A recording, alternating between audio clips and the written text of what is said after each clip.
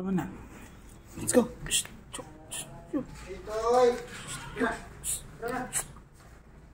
Takot ka? Ako sundan mo. Sige. 2.55 yan. Ano ba? 2.55. Ay, kilo? 2.55 ba? O baka iba na yung paligid. Iba? Dito. Kilo ulit na. Dito. Hindi re-record ko yung ano. Kaya lang po. 6.4. Okay, 6.4.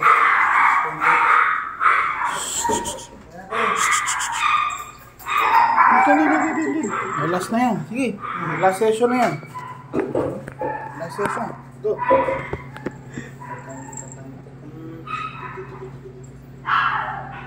Po.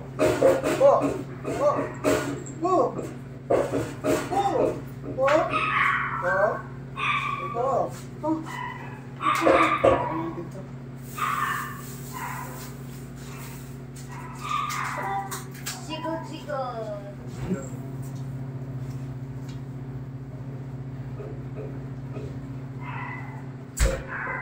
Sakit itong turok mo ngayon. Bali, last na yan tayo pag-isa. First dose niya ng Biocan M. Yes. After 2 weeks, yun yung last. Meron pa ulit susunod? Oo, kasi dalawa siya. Okay. Dalawang turok ang Biocan M. Sige. Tapos yung turok na ito sila sa kita. Oo, kaya masakit. Yeah.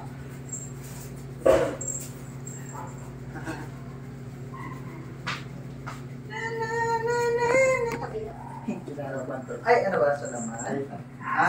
Kuya, yan. Si Kuya naka-red yan. Bili.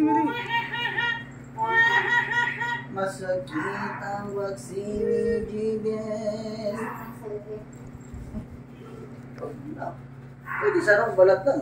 Salaman. Ikaw ba yun? Gusto mo ma-injection lang din ba? Salaman. Diba sa anti-tetano ba yan? Salaman na. Malapot pala yan. Sa paglaman yan eh. Sakit kami. Ganyan lang. Relax lang. Ayan, boy. Aray ko! Paano na? Dili. Huwag na Nanonood ng nanay. Kamot lang. Nanay. Ba't umiyak ba siya nung last eh? Hindi naman. Hindi. Yung una. Ayaw naman.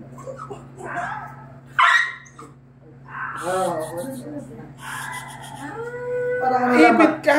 Parang reaction eh. Kapag gano'n na.